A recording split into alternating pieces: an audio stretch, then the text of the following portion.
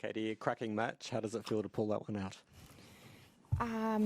Yeah, it was a very tough match. I felt like she came out swinging. She had nothing to lose, and especially when she was down after the first set, I felt like she started serving better and making my life so much harder with her serving games. And there was a lot of pressure placed on my service games to try and get through them, and I felt like it was a mental battle in the end, and I managed to do it eventually. And yeah, I'm really pleased to be in the second round, because ultimately these matches for me are the most important ones. Finding a way when someone's swinging free is the difference between the top players and the ones that are ranked slightly lower.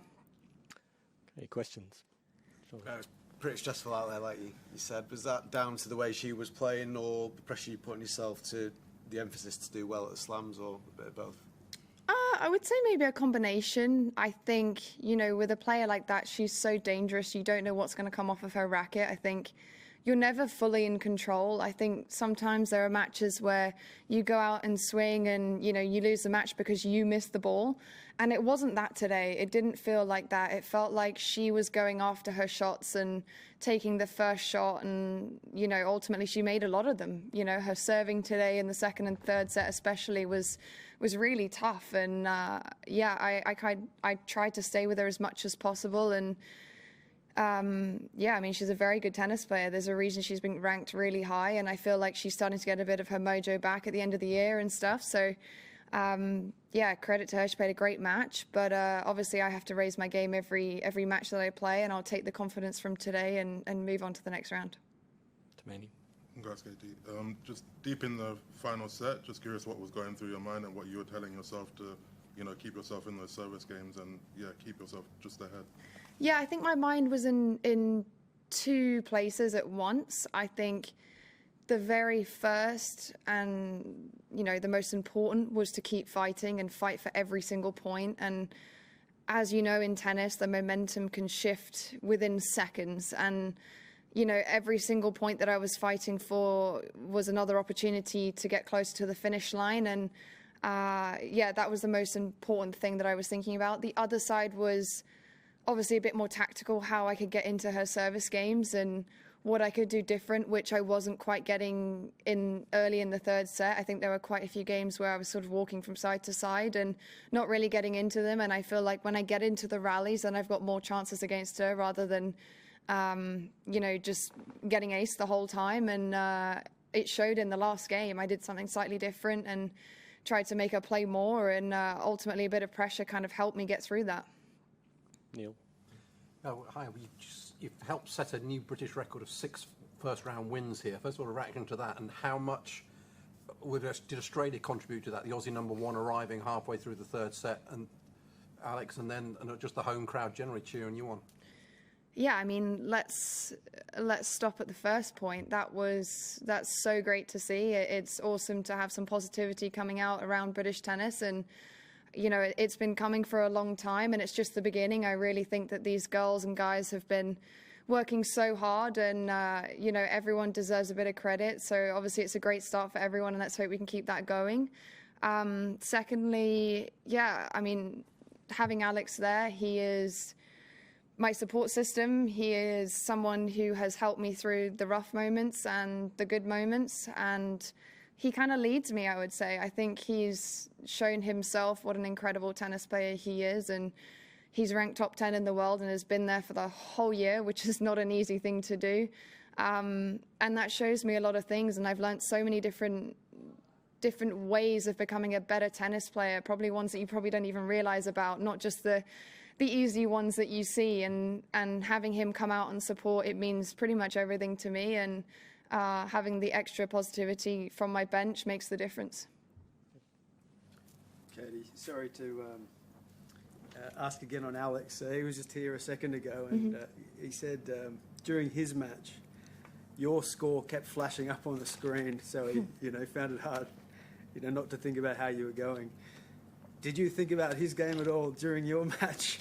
I kind of wish his score was popping up on my screen, but it wasn't. So, I think at times, it's obviously difficult to know that he's playing a match, and you're kind of hearing cheers here and there, and you're hoping that's for him, but you never know. So, you know, ultimately, until I actually heard, I think I heard his mum's voice from the crowd. That was the first thing that I heard before he came. I kind of felt comfortable that he'd won and, you know, that I could fully relax. I mean, there's always going to be 1% of me that's probably thinking about that. But look, I mean, I'm fully focused on what I'm doing and kind of in the zone at the same time. So there are, you know, most of the time I'm not thinking about it at all. But of course, you know, I'm hoping he wins and that he's out there for the rest of my match. Go for it. Hi, Katie. It looked as though at one point in the deciding set that Biljana was maybe asking you to calm down. Did you feel like there was quite a lot of tension around in that match, especially in the deciding set? I actually didn't see that.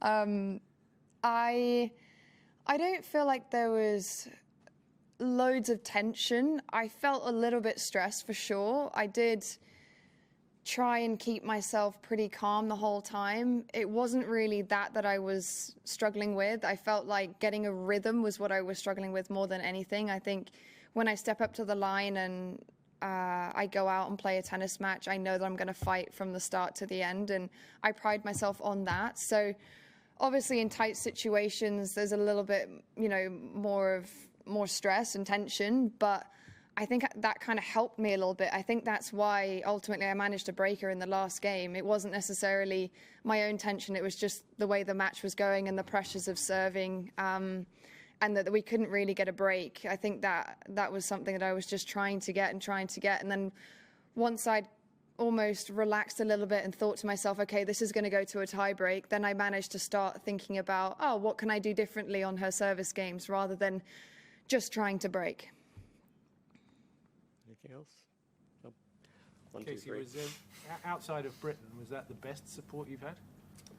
It was definitely up there, yeah. I think, yeah, that was really nice. I don't really have too many words for it, but it was way better than I expected, and I felt so much love out there. Like, the Aussie crowd are pretty incredible. Like, they're a little bit more rowdy than a lot of crowds, and I enjoyed every minute that I was out there, and they picked me up loads. Like, the shouting from the stands makes all the difference sometimes for me, and yeah, it was really nice to feel like everyone was with me playing against her rather than the opposite, which no one ever really wants. But yeah, it was really nice. It was such a nice moment for me.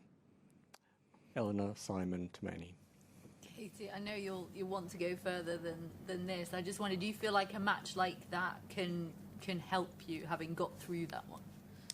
If I'm honest, I've actually watched quite a few of the first rounds that have been going on, and not today, but yesterday I watched a lot of matches, and if there's anything that I realized a lot from watching those matches is that no one's got it easy. You know, these matches are brutal, especially the first one, which I feel like everyone's a little bit more edgy than usual. And I was watching a lot of them, and I was thinking to myself, no matter what, you go out, you fight, and you hope for the best. And I feel like in the biggest moments, the top players get through them, ultimately. You know, I was watching Qin Wen on the first day, and she was battling in 6-all in the first set tiebreak, and you could just see the fact that she elevated herself in that tiebreak. You see what the top girls do and the top guys do in the biggest moments, and I think that's something that I told myself going out today. No matter what happens, how well she's playing, the situation, I go out, I try my best, I fight, and I try and elevate myself in the tough moments. Simon? Katie, you mentioned that there were things that you'd sort of taken from Alex which you maybe hadn't imagined that would help you become a better player. I just wondered whether there was any examples, unexpected things that you kind of that helped you develop. Yeah, probably. Definitely small habits, you know, like nothing really massive comes to mind this exact second. My brain's still a little bit fried from the match, but yeah, I think there's always tiny little habits and things that you pick up on and you see. And I mean, even watching them on the tennis court, we're very different. We don't play the same way, but there are certain things that I see his brain working around. So, you know, when he's maneuvering someone around the court and it's very tactical, I'm not that kind of player. So for me to actually see that, I start thinking to myself, why am I not doing that? Why am I not trying to do different things, even though I can hit the bigger shots and go after them? And that's always going to be my power play. I think seeing things like that and the way that he operates, really like the small things I can learn from and what he does in the big moments, I think that's really the next step for me. And even talking to him about that is fascinating. Okay, I think last one, Taryn. You play Veronika Kudermetova next. Just I don't think you've ever played her before, so. Can't remember. Don't think I have. Do you know her game much? Like, have you hit with her at all, or is it kind of a fresh start? Yes, I do know her pretty well. She's been, my knowledge is terrible, but she's been top 10.